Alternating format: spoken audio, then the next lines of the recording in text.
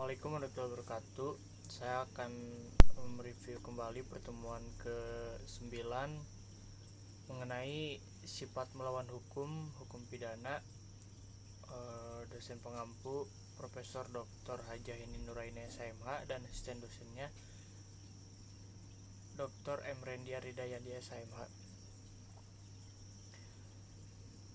Sifat melawan hukum merupakan unsur objektif dari tindak pidana karena merupakan penilaian terhadap perbuatan dan bukan pada pelaku. Suatu perbuatan dikatakan melawan hukum apabila perbuatan tersebut masuk dalam rumusan delik sebagaimana dirumuskan dalam undang-undang. Selanjutnya, perbuatan yang memenuhi rumusan dalam undang-undang tersebut tidak selalu bersifat hukum, sebab mungkin ada hal yang dapat menghilangkan sifat melawan hukum perbuatan tersebut. Contohnya, di negeri Belanda dalam Areshoorn tanggal 20 Februari 1933 di kota Huizen mengenai dokter hewan. Sifat melawan hukum terdiri dari melawan hukum formil dan melawan hukum material.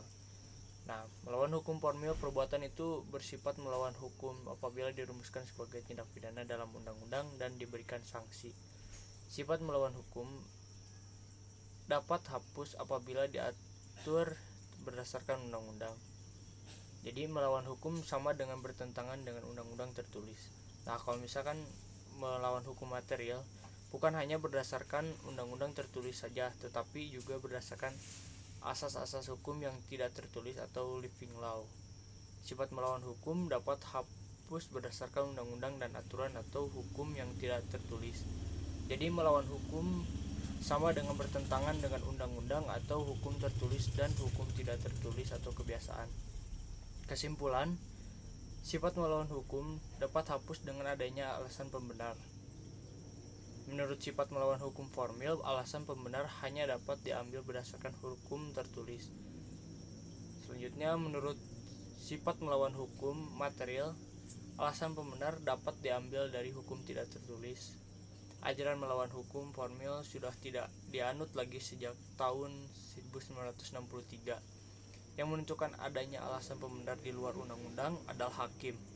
Apabila yang pertama terjadi pertentangan antara hukum tertulis dan hukum tidak tertulis.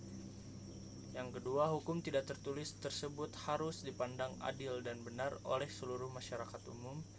Dan yang terakhir, rasa keadilan itu harus bersifat umum. Sekian dari saya. Wassalamualaikum warahmatullahi wabarakatuh.